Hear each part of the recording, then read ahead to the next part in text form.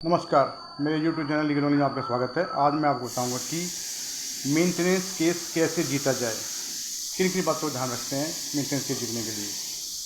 अक्सर 125 CRPC के तहत मेनली वाइफ ही अपने हस्बैंड के अगेंस्ट में मेंटेनेंस का पिटीशन डालती है, केस डालती है फैमिली कोर्ट के अंदर। तो जब वाइफ पिटीशन डालती है तो उससे किन बातों का ध्यान रखना चाहिए। सबसे बड़ी बात तो ये है कि कभी भी कंसीलमेंट ऑफ फैक्ट्स नहीं करना चाहिए। अगर आप कंसीलमेंट ऑफ फैक्ट्स कोर्ट से करते हैं तो इसका बुरा असर आप पे पड़ेगा और आपकी पिटीशन जो है वो डिसमिस हो सकती है।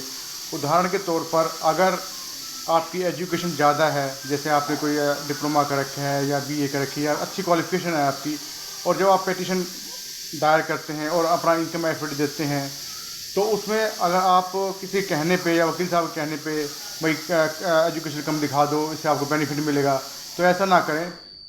तो कई बार क्या होता है कि आपके नॉलेज के अनुसार आपने अपने हस्बैंड को नहीं बताया कि मेरी क्वालिफिकेशन कितनी है, और वैसे आप क्वालिफिकेशन आपकी अच्छी है, यानी आपकी शिक्षा अच्छी है।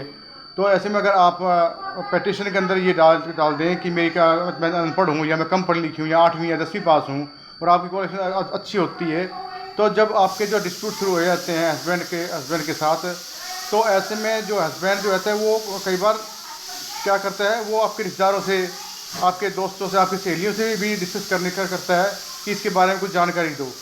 और वहाँ से कई बार क्या होता है, चुगली कर लेते हैं कई लोग। और चुगली करने के बाद क्या होता है कि जैसे आपने अच्छी क्वालिफिकेशन कर रखी है और आपने पिटीशन में डाल रखा है कि मैं कम पढ़ लिखी हूँ या मैंने इतना ये कोर्स नहीं कर रखा है, तो जब उस हस्बैंड को पता लग जाता है कि इसने तो ये अच्छा कोर्स किया हुआ है या BA की हुई है या कोई डिप्लोमा किया हुआ है या कोई टेक्निकल हैंड कोर्स किया हुआ है, तो ऐसे में जब उसको पता लग जाता है तो वो फिर सबूत जुटाता है। वो कहाँ से आपने किया सारा पता लग जाएगा उसको। तो फिर जब वो सबूत जुटाएगा, कोर्ट के सामने पेश करेगा, तो उस समय आपके ऊपर बुरा असर पड़ेगा, आपके केस पर बुरा असर पड़ेगा और आपकी पिटीशन डिसमिस हो सकती है।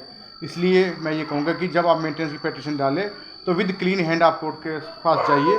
जो आपकी क्वालिफिकेशन है वही बता दिए, आपने अच्छी क्वालिफिकेशन है तो इसमें कोई ऐसी बात नहीं है, अच्छी क्वालिफिकेशन है, बिल्कुल ठीक बात है। उस समय आपके पास जॉब थी, वो यही बता दी कि पहले मैं जॉब करती थी लेकिन ससुराल वालों के कहने के बाद मैंने जॉब छोड़ दी है, इन्होंने मेरे को मना किया था कि जॉब छोड़ दे, अब मैं जॉब ले नहीं पा रही हूँ या मुझे कहीं मिल नहीं पा रही है। ये तो नहीं है कि अगर मैं पढ़ा लिखा हूँ तो मेरे को जॉब मिल जाएगी, इतनी बेरोजगारी है। भाई उस समय मेरे पास जॉब थी, ससुराल वालों ने मेरे को कह दिया कि जॉब छोड़ दो।